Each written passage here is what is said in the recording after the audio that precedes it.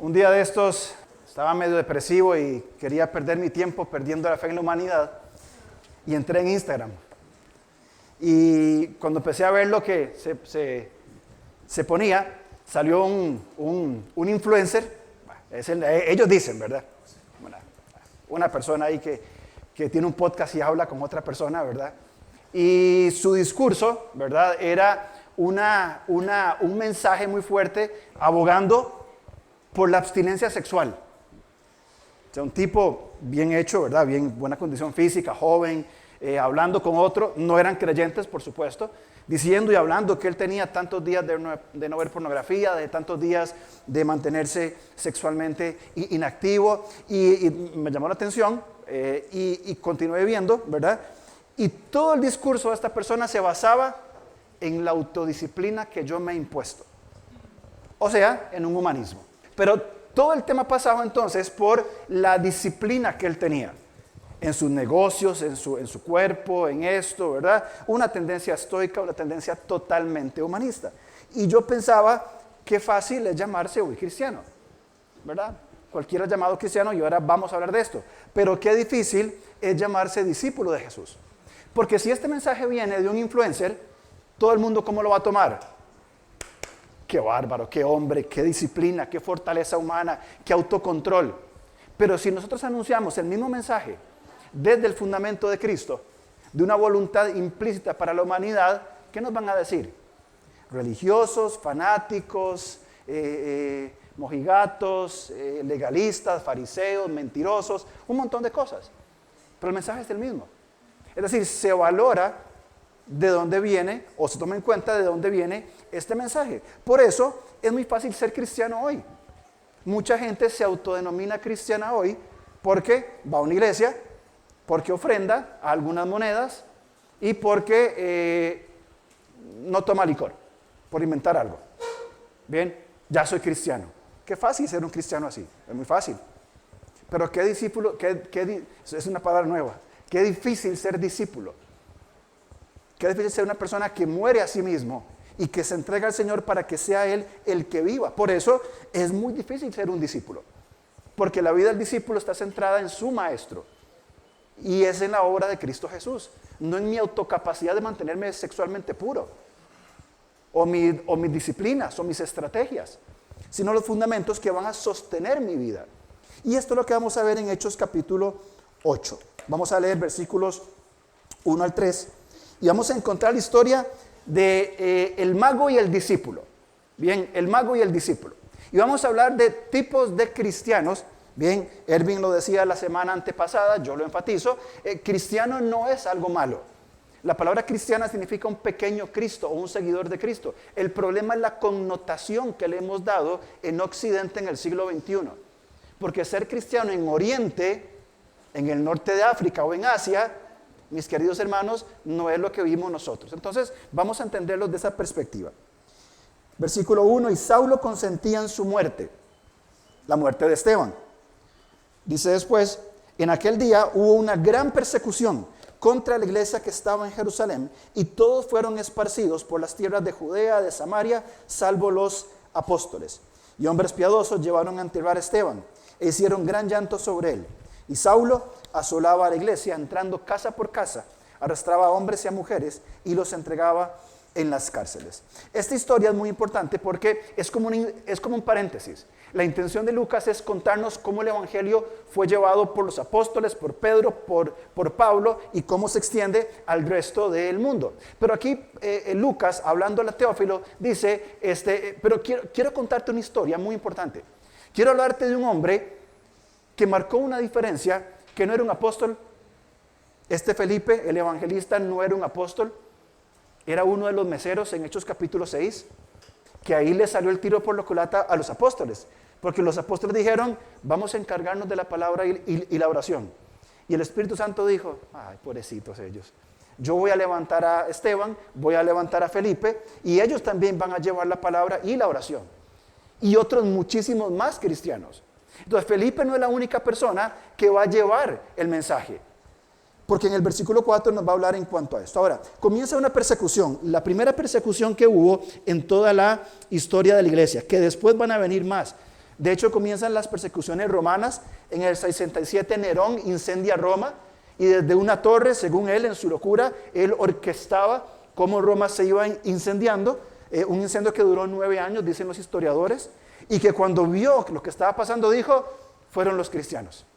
Después viene la persecución de Domiciano, tiempo después, y una regla que decía, él tenía 2 reglas. Número 1, todo cristiano que sea llevado a un tribunal, inocente o no, tiene que tener un castigo.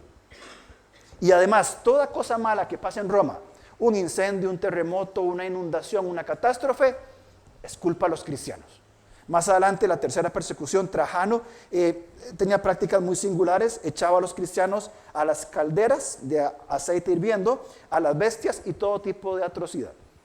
Y este fue solamente el comienzo de las persecuciones que ha tenido la iglesia por muchísimo tiempo. Bien, los apóstoles quedaron en Jerusalén, quedaron ahí como leemos, pero en el versículo 4, antes de eso, nada más menciono algo.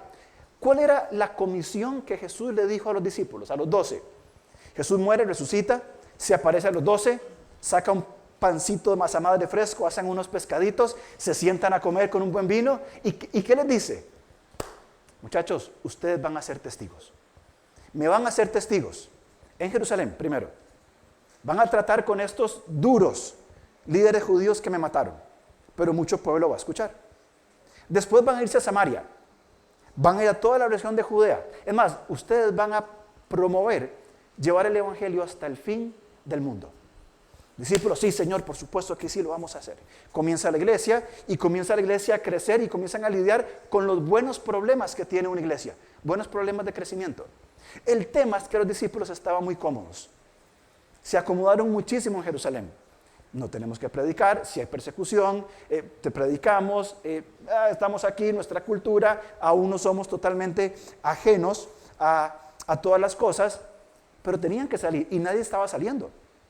Hasta que en el capítulo 8, versículo 1, y acuérdense por qué es 1.8 y 8.1. 1.8, vayan. 8.1 es, no quieren ir, yo los mando y voy a usar una persecución.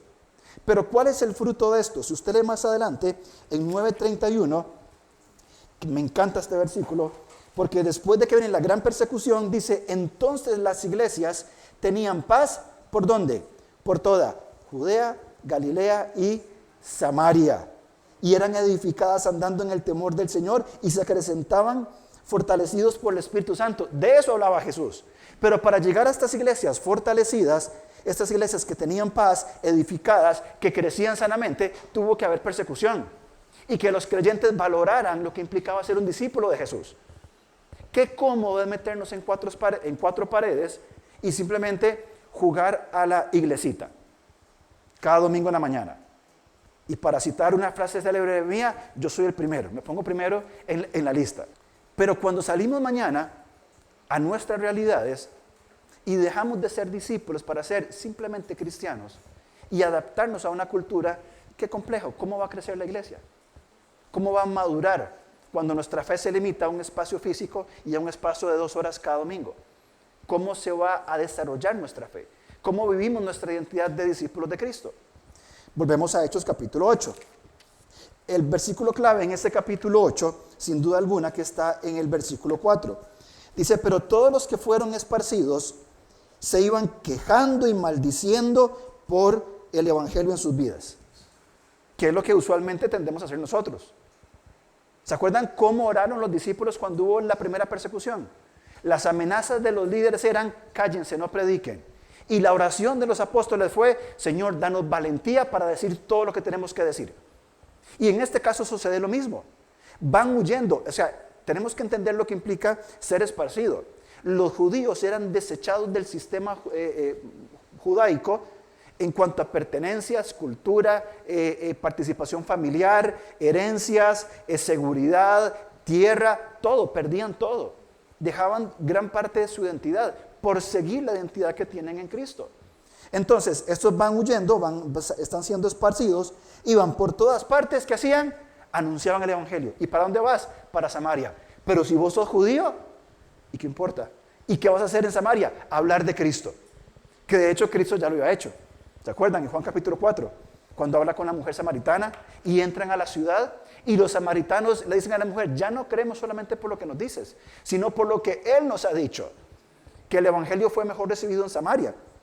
Ahora, ¿cuál es la propuesta que quisiéramos centralizar en este día? Debemos normalizar la predicación del evangelio en la cotidianidad usando todo recurso disponible. Mis amados hermanos, el evangelismo no es la actividad que se programa una vez cada tanto. El evangelismo no es lo que se dice desde un púlpito durante unos 15 o 20 minutos y se invita a alguien a creer. El evangelio se vive todos los días por la transformación que estamos teniendo al ser discípulos de Jesús, no solamente cristianos, sino discípulos. Y experimentamos eso ¿dónde? En todo lugar, donde vivimos, donde trabajamos, donde comemos, donde nos entrenamos, donde nos divertimos, donde paseamos, donde vacacionamos, donde está, ahí vivimos nuestra expresión de fe. Bueno, en uno de estos versículos por aquí, ya lo vamos a encontrar, dice que los samaritanos veían y oían lo que Felipe hacía y decía. Felipe hacía milagros. Usted y yo evidentemente no vamos a hacer milagros, pero la gente sigue viendo lo que hacemos y sigue oyendo lo que decimos. La gente ve, percibe lo que somos y lo que vivimos. Aparece Felipe en el versículo 5. Entonces Felipe, descendiendo a la ciudad de Samaria, les predicaba a Cristo. Es importante porque los samaritanos había una enemistad profunda, y para hacer corto el cuento, los samaritanos era una tierra donde en el año 722 son llevados cautivos, o gran parte llevado cautivo a otras naciones. Y los asirios, ¿qué hicieron? Trajeron gente de otras zonas. Y esta gente de otros gentiles, como sirven ahora otros gentiles, llegaron a la misma tierra y se juntaron y se mezclaron. Así que los samaritanos eran mitad judíos y mitad gentiles. En Esdras capítulo 4, cuando Esdras va a levantar el templo con Zorobabel, estos samaritanos vienen y dicen, queremos construir con ustedes. Y Zorobabel y Esdras dijeron, no, porque ustedes son medio judíos, no nos interesa. Se fueron, construyeron su propio templo, que después los judíos lo destruyen otra vez en el año 128, y los samaritanos construyen su templo, crean un 11º mandamiento donde tenían que adorar, y se genera una terrible tensión étnica entre judíos y samaritanos. Hasta que Jesús rompe esto cuando Él va a Samaria, cuando Él va a una mujer, cuando Él va a una mujer mezclada, gentil, judía, samaritana, y que tenía un historial, no creo que culpa suya, pero un historial muy complejo. Es decir, buscó a la persona menos esperada de que un hombre judío le fuera a testificar de la fe. Pero Jesús es de las pocas personas a quienes dice, yo soy el Cristo. Y ella lo creyó por la fe. Una persona en un alto estado de vulnerabilidad. Entonces, Felipe se va para Samaria y leamos en el versículo 6. Dice, y la gente unánime escuchaba atentamente las cosas que decía Felipe, ahí está, oyendo y viendo las señales que hacía. Porque muchos que tenían espíritus inmundos salían estos dando grandes voces, y muchos paralíticos y cojos eran sanados. Así que había gran gozo en aquella ciudad. Felipe llega a Samaria, testifica, ya rompió un paradigma tremendo. Vamos a ir a nuestros enemigos, a nuestros odiados, con quien hay tensión, y les vamos a mostrar el evangelio, porque ellos ahora, como Erwin hablaba, pueden ser incluidos en nuestra fe. No al antiguo pacto, sino al nuevo pacto que es en Cristo Jesús. Samaritanos, ¿quieren creer? Vengan. Hay mucha gente que cuando se le testifica dice, yo no puedo aceptar a Cristo porque es que yo soy muy pecador. Cuando esté bien yo voy a buscar al Señor. Es que no se trata de estar bien o estar mal. Se trata de entender nuestro pecado y saber que somos aceptos en el amado. Y más adelante vamos a hablar en cuanto a esto. Entre estos personajes que aparecen hay un mago, un hechicero. Bien, es la historia de Simón el mago, versículos 9 hasta el 25. Dice versículo 9 que había un hombre llamado Simón que antes ejercía la magia en aquella ciudad y había engañado a la gente de Samaria haciéndose pasar por algún grande. A este oían atentamente todos, desde el más pequeño hasta el más grande, diciendo, este es el gran poder de Dios. Y le estaban atentos porque con sus artes mágicas les había engañado mucho tiempo. Pero cuando creyeron a Felipe, que anunciaba el evangelio del reino de Dios y en nombre de Jesucristo se bautizaban hombres y mujeres, también creyó Simón mismo. Y habiéndose bautizado estaba siempre con Felipe, viendo las señales y grandes milagros que se hacían, estaba de pie altamente asombrado. Este Simón, cuando ve a Felipe, lo que hacía y lo que decía y la respuesta a las personas, literalmente estaba así. Qué bueno que está esto, ¿verdad? No podía creer, estaba atónito. No vamos a entrar en la discusión que tienen algunos amigos de que si Simón fue salvo o no fue salvo, de que si tuvo el Espíritu, porque el texto no lo dice y no es la línea del texto. Sin embargo, el texto sí nos dice algunas cosas. Era un mago, practicaba la hechicería, era una persona engañadora. De hecho, la hechicería estaba condenada, Deuteronomio 18:10, Gálatas 5:20 y muchos textos más. Era un engañador, y Lucas advierte a Teófilo diciéndole, van a haber de esos hombres, van a haber engañadores que van a buscar venir a la fe, pero por intereses propios. Parece llegar a ser creyente. No se trata de si Simón fue un creyente o no, sino se trata cómo él responde erradamente a los asuntos de la vida. Pretendió seguir viviendo a Cristo, pero en sus propias formas. Probablemente este hombre Simón tenía intereses solapados. Probablemente estaba como viendo qué obtenía de esto de hacerse cristiano, porque su vida pasada implicaba engañar para tener gran ganancia. Era un hombre respetado en Samaria, le decían, ese es el poder del gran Dios. Cuando ve el verdadero poder dice, yo de aquí algo saco. Y probablemente muchos cristianos se acercan así. Pedro y Juan son enviados a Samaria, bien como autoridad apostólica, para comprobar y afirmar de que también los samaritanos creen, y ellos oran, imponen las manos, que no es un modelo normativo, eso es muy importante, es descriptivo. Está describiendo una situación particular, no es la norma para la iglesia. Nadie recibe el Espíritu Santo porque alguien imponga las manos. Solo sucede 3 veces, la imposición de manos y la venida del Espíritu, y es un concepto descriptivo en Hechos. No es normativo para la iglesia. Y eso es muy importante. No estamos llamados a imponer manos para que alguien reciba el Espíritu Santo. ¿Estamos llamados a qué? A predicar el Evangelio, a compartir las buenas nuevas, y que esta persona sea convencida por el Espíritu Santo, no por nosotros, sobre su decisión. Pero entonces, Pedro y Juan imponen las manos, ellos reciben el Espíritu Santo. En un momento, yo creo que es mi entendimiento, tiene que ver con Mateo 16, cuando Jesús le dice a Pedro que le iba a dar las llaves del reino. Y son señales manifiestas de una aprobación apostólica, pero simplemente mi criterio. Lo importante es que cuando Simón ve esto, ¿qué dice? ¿Cuánto vale? ¿Cuánto vale este poder? Simón le ofrece dinero a Pedro y a Juan para que él también tenga ese poder, esa autoridad. De hecho, en la historia de la iglesia hay una práctica muy común en la iglesia antes de la Reforma, que eran la simonía. La simonía era la compra y venta de puestos eclesiales, sacramentos, bien, para el beneficio propio. Entonces, y era, por supuesto, era una práctica totalmente aberrada. Es pretender comprar con dinero, con cosas materiales, las cosas espirituales. ¿Cuánto vale ser sacerdote en tal lugar? ¿Cuánto se puede pagar por estos sacramentos? ¿Cómo puedo comprar mi salvación?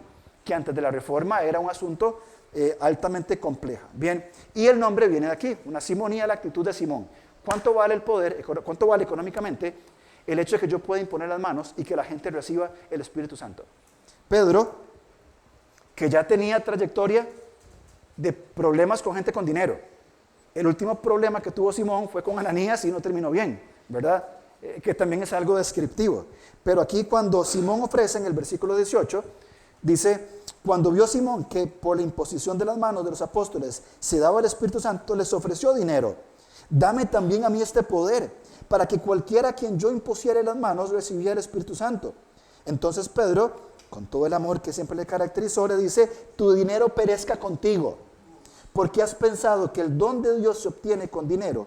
No tienes tu parte ni suerte en este asunto, porque tu corazón no es recto delante de Dios. Arrepiéntete, pues de esta tu maldad, y ruega a Dios, quizá te sea perdonado el pensamiento de tu corazón, porque en hiel de amargura y en prisión de maldad veo que estás.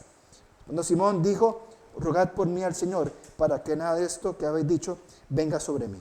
Y luego se fueron. La confrontación que hace Pedro es sumamente dura. Bien, es bastante dura, pero necesaria.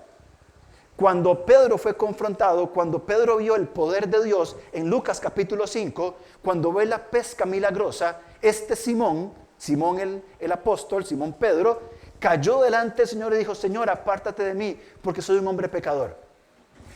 Simón asume la actitud del conocimiento de reconocer su propio pecado y pedir al Señor que por favor se aparte de él porque él era un pecador.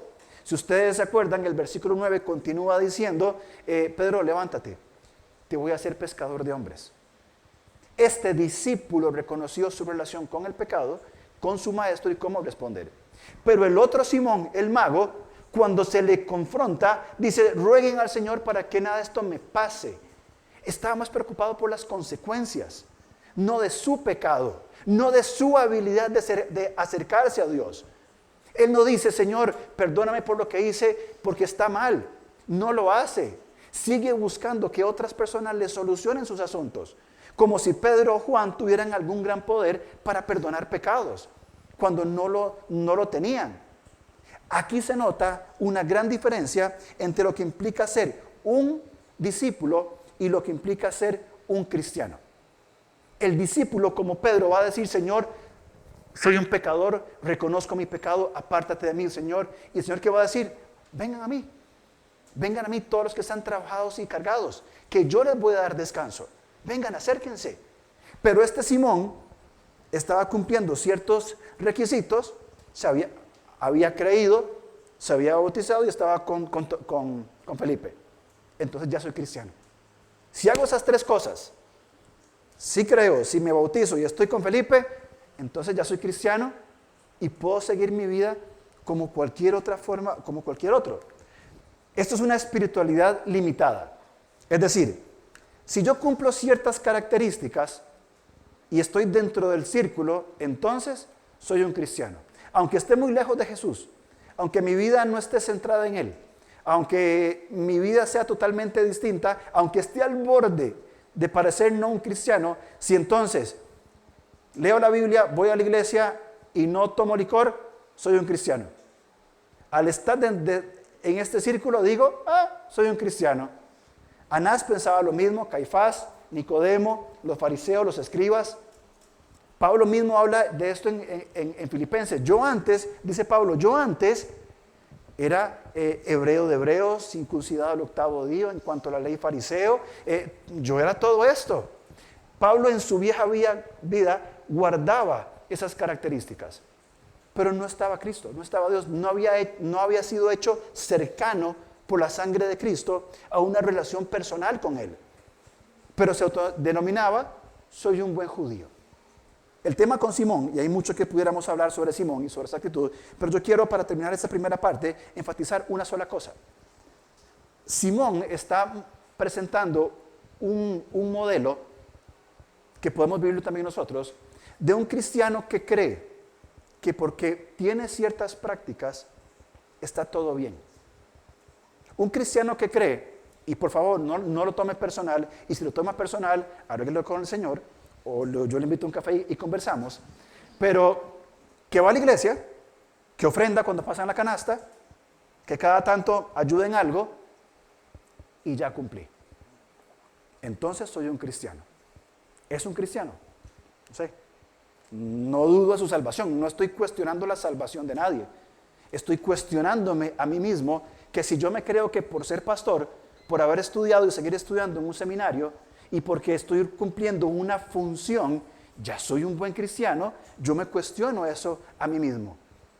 Si mis características, si mi círculo es eso, estudio en un seminario, sigo estudiando en un seminario, soy pastor y no me porto tan mal, ya soy un cristiano. ¿Significa eso ser un verdadero cristiano? Otra vez, no estoy cuestionando la salvación. Estoy poniendo para que criteriosamente analicemos cuál es mi acercamiento a la persona de Cristo Jesús, que por Él somos aceptos en el amado. Y si en este día, mi querido hermano, usted se da cuenta o yo me doy cuenta que somos de estos, ¿saben qué es lo que tenemos nosotros? Una gran esperanza en el ejemplo del funcionario etíope, que tal vez no sabía mucho, no tenía mucho conocimiento, pero una cosa sabía. Él dijo, yo creo que Jesucristo es el Señor. Y a partir de ahí diseña una vida no de características, sino centrada. Entonces, en nuestros términos, y bien entendiendo lo que quiero decir, ¿es usted ¿Un cristiano o un discípulo? ¿Hay diferencia? Yo creo que sí, creo que hay mucha diferencia. El funcionario etíope, vamos a llamarlo funcionario etíope, creo que es más adecuado por esas características, ¿verdad? El funcionario etíope es el tipo de una persona vulnerable, una persona menospreciada, pero es una persona que tiene una sed verdadera por el Señor. Habían muchas limitaciones que tenía este funcionario etíope que le habían restringido, que le habían alejado de poder tener una cercanía en la congregación, en la asamblea, en la comunidad que había en Israel, y estaba limitado simplemente a unas, llamémosle, expresiones privadas de su fe. No podía participar, y este etíope sediento en búsqueda del Señor volvía después de la adoración, de haber peregrinado a Jerusalén, volvía en su carruaje tirado por caballos, por hombres, por personas, y no casualmente, sino soberanamente, leía el texto de Isaías capítulo 53, donde recordaba, o donde se leía sobre el Cristo. Soberanamente también el Señor lleva a Felipe hasta este lugar, un lugar muy conocido hoy, Gaza, bien, que es la parte sur de Israel, esa parte desértica que comunica con África, y se encuentra con este etíope y conversan. Muy bien, vamos a leer por favor Hechos 8, 26 hasta el 31, porque acuérdense, Lucas le está recordando a Teófilo que hay una historia en el relato de Pablo, que Pablo va a tener la preeminencia a partir de Hechos capítulo 13, ¿bien? Y Pablo, el gran Pablo, ¿verdad? Yo a Pablo lo quiero mucho, es buena gente, pero a veces se le da demasiado a Pablo y nos olvidamos de los muchos Felipes. Todos quieren ser como Pablo y nadie va a poder, por supuesto, pero nadie quiere ser como Felipe o como Esteban, otros hombres que Lucas le dice a Teófilo: mira Teófilo, acordate hermano, Pablo por supuesto, un hombre especialísimo, escogido por Dios, pero hay un Felipe que fue a los vulnerables de Samaria, hay un Felipe que fue sabiamente y le llevó el evangelio a una persona que, déjeme adelantarme, es el precursor de la entrada del evangelio en África.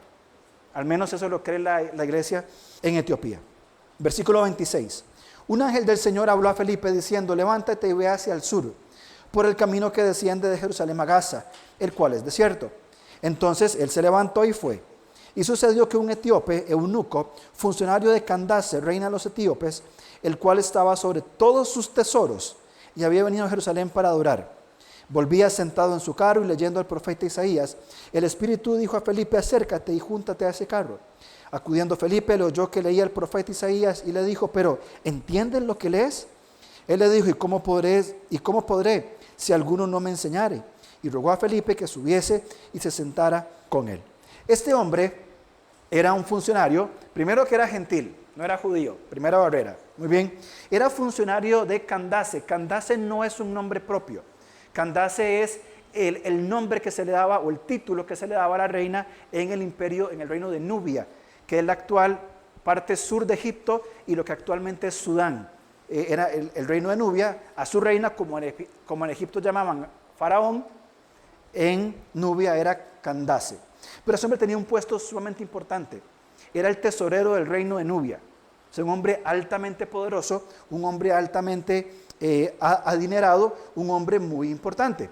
La actual iglesia, actualmente Sudán, el reino de Sudán, se dividió hace poco. Sudán es mayormente cristiano. 70% de la población es cristiano, no cristiano en nuestros términos, incluye todo tipo de cristianismo. Bien, hay muchos coptos, hay muchos católicos, hay un porcentaje de cristianos, pero la iglesia cristiana evangélica en Sudán afirma que la entrada, e historiadores como Justo González, que es un historiador de trayectoria serio, reconocido, afirman que por este hombre fue que ingresó el evangelio a África en estos tiempos, cosa que Felipe ni se imaginaba. Y es parte de nuestro rol, por eso es importante Felipe. Este hombre era un eunuco, es decir, estaba emasculado, se han extirpado sus partes genitales, no sabemos si todo o parte, pero es una característica muy puntual de ciertos hombres que se tenían que concentrar en sus labores y se les privaba de esto, de poder procrearse, tener una esposa. Así que era una condición pues que le limitaba en muchos aspectos.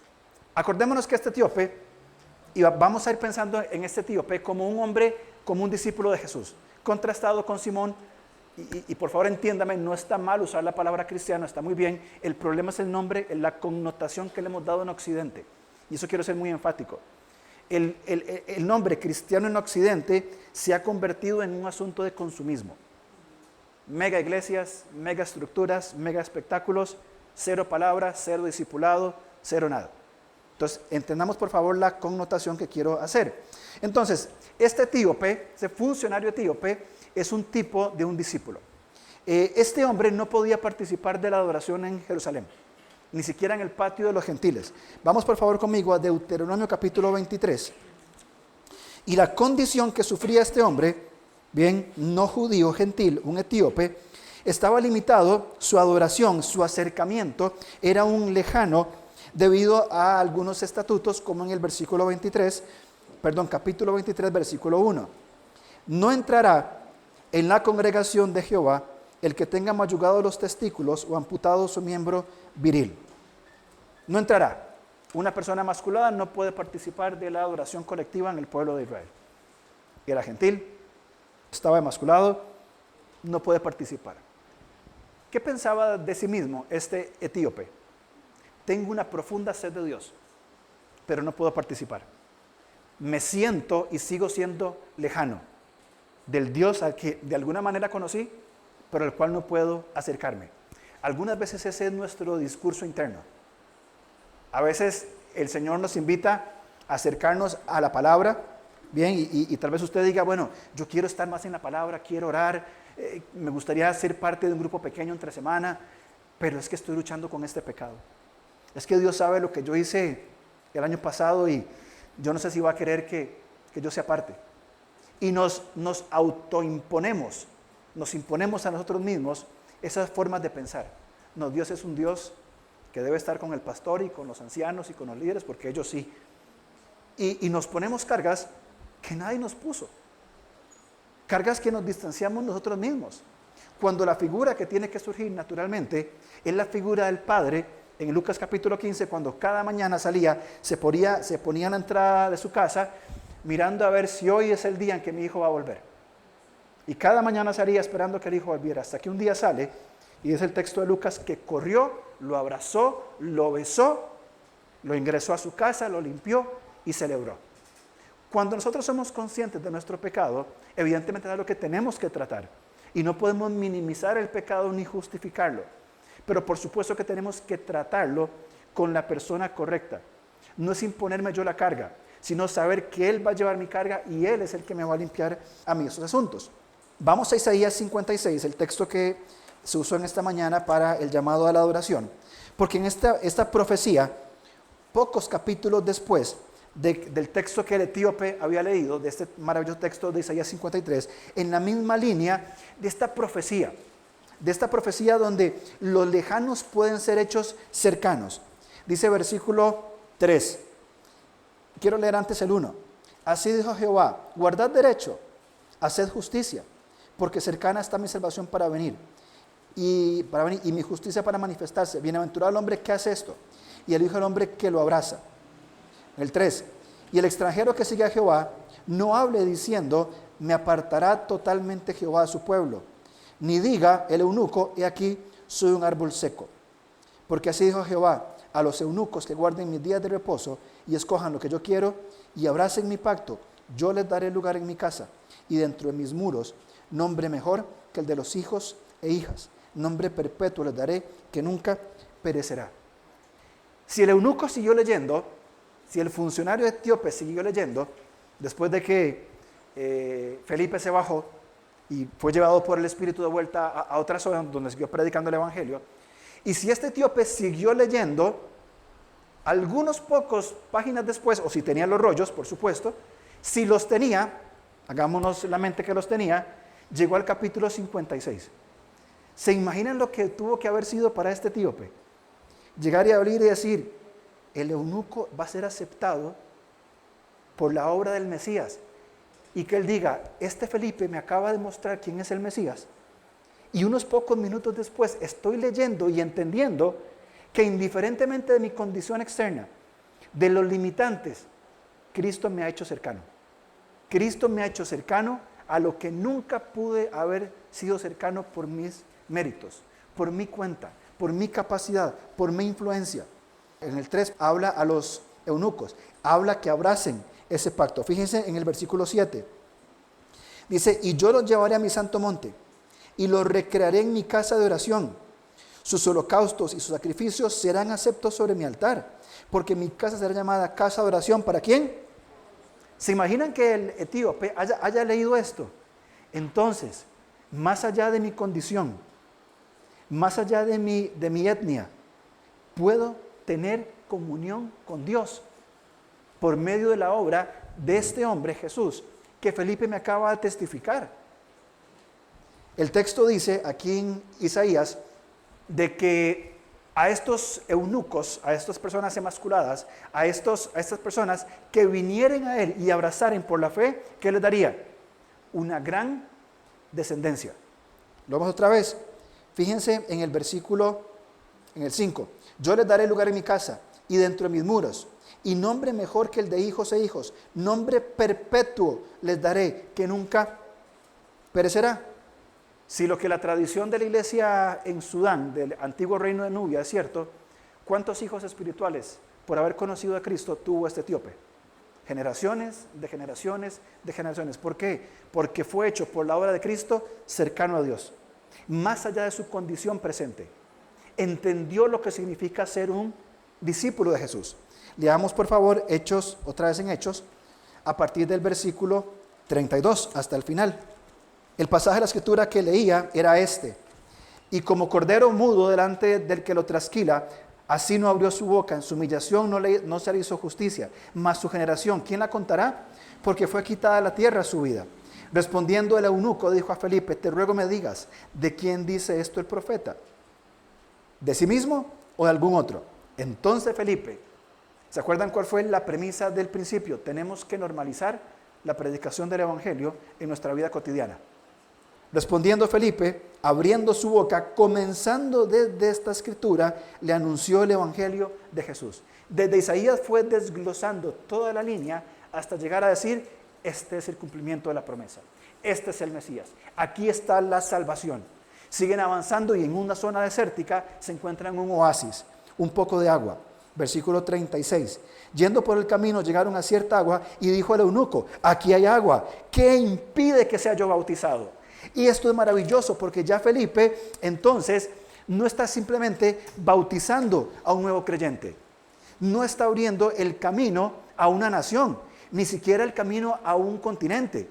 Está declarando que ha llegado el cumplimiento de las promesas del reino de Dios. ¿Qué impide que sea bautizado? Soy eunuco, no hay ningún problema. Soy gentil, no hay ningún problema. ¿Qué impide? ¿Y qué dijo Felipe? ¿Qué dijo Felipe entonces? Si crees de todo corazón, bien puedes. Respondiendo dijo, creo que Jesucristo es el Hijo de Dios. Esto es lo que entiende el discípulo. Entiende que Cristo es el Hijo de Dios y que está hecho cercano por Él. Y aquí Pentecostés cobra una validad importantísima, porque en Pentecostés desciende el Espíritu Santo a morar en todo creyente, poder que Simón quería, pero este Espíritu Santo que había descendido sobre el etíope, ahora le unía a Cristo. Está en Cristo, pertenece a Él, ahora es un discípulo, es un verdadero cristiano. ¿Qué impide? ¿Mi nacionalidad? No. ¿Mi condición? Tampoco. ¿Mi tradición? ¿Mis pecados? ¿Qué impide? ¿Crees que es Jesucristo? Creo. Bien puedes. Descienden y es bautizado. Si este hombre siguió ese camino para Etiopía y leyó el capítulo 56, tuvo que haber sido unos mayores milagros presenciados en la historia de los creyentes de toda la vida. Añoro encontrarme con el etíope y decirle, entonces, ¿cómo fue el camino de vuelta a Nubia? ¿Qué pasó? ¿Qué leíste? ¿Qué entendiste?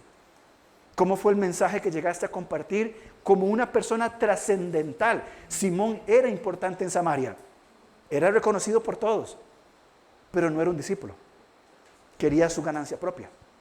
Este funcionario etíope era tesorero de las riquezas del reino de Nubia y probablemente llegó a decir, he encontrado la verdad. Cuando usted y yo, mis queridos hermanos, testificamos con palabras, con acciones, con intención, cuando mostramos al mundo quién es Él, no sabemos a qué persona le estamos llevando el Evangelio y qué planes tiene Dios para esta persona. ¿Qué va a hacer Dios con esta persona? Llegar a una familia donde nunca jamás nadie ha escuchado el Evangelio, convertirlo en un hombre o una mujer fiel en su campo de trabajo, una referencia a nivel de su desenvolvimiento como un hombre diferente, una mujer diferente que es transformada por el Evangelio. No lo sabemos. Pero asumimos lamentablemente una postura del cristiano consumidor del siglo XXI de Occidente. Que venimos a una iglesia, consumimos iglesia y nos vamos. Y nuestra fe no es vivida día con día. Asumimos una religión y nos olvidamos de una relación que es la esencia de nuestra vida, lo que es eterno, lo que vale. Ahora, vamos conmigo a Efesios 2, por favor, porque en estos textos hay maravillas como en toda la palabra, pero realmente en este tema creo que es importante que reflexionemos por un par de minutos en lo que Pablo nos enseña. En el capítulo 2, Pablo nos dice cuál es la condición sin Cristo. Capítulo 2, versículo 1. Él os dio vida a vosotros cuando estabais muertos en vuestros delitos y pecados, en los cuales anduvimos en otro tiempo siguiendo la corriente del mundo, conforme a la príncipe del potestad del aire, el espíritu que ahora opera en los hijos de desobediencia. Pedro va a decir después, basta ya de seguir el mundo. Ya hicimos y deshicimos lo suficiente. Ya, basta. Estábamos muertos, estábamos en esa corriente. Así estaba Simón el mago, así estaba el etíope. Pero luego en el versículo 3 nos va a mostrar en el 4 cómo fuimos salvos. Pero Dios, que es rico en misericordia, con su gran amor con que nos amó, aún estando nosotros muertos en pecados, nos dio vida juntamente con Cristo. Y juntamente con Cristo, ¿qué significa? Que en un punto de nuestra vida íbamos caminando hacia la muerte, el Señor nos salva, nos rescata, no para que solamente un día vayamos al cielo, que es muy importante, sino para que el resto de mi vida en este mundo, escuche esto, caminemos juntamente con Cristo, no en una perfección, porque nadie es perfecto. Si hay un perfecto, el puesto de pastor está libre. Caminando juntamente con Cristo, descubriendo lo que es vivir la vida con una perspectiva diferente, siendo un discípulo de Jesús. Simón quería tomar el Evangelio y seguir su vida sacando provecho para sí. El etíope entendió, ahora camino juntamente con y respondo a la vida en Cristo. El día en que yo muera o que el Señor venga, estaré para siempre con Él. Pero también en este mundo fuimos transformados por seguirle a Él. Versículo 10 nos muestra el propósito de la vida de los creyentes.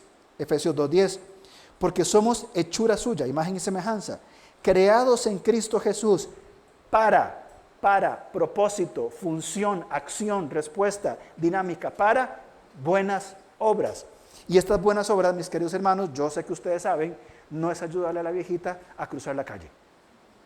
Es parte de, pero no es todo. No es venir un sábado en la mañana y servir con el club de niños. No es simplemente ser una buena persona que le doy lugar para que alguien pase. Es vivir juntamente con Cristo. Estamos hablando entonces de esto, de discípulos centrados en Cristo. Y quiero terminar con simplemente una idea que la pongo sobre la mesa. Efesios 2:13 al 17. Dice, pero ahora, en Cristo Jesús, vosotros que en otro tiempo estabais lejos, ¿como quién? Como Simón el mago, como el etíope. Estaba fuera, estaba restringido de la adoración colectiva, estaba lejos. Pero ahora, vosotros que estabais lejos, habéis sido hechos cercanos. ¿Por qué? Por la sangre de Cristo, la sangre del nuevo pacto, dice Lucas. Porque Él es nuestra paz, que de ambos pueblos hizo uno, derribando la pared intermedia de separación.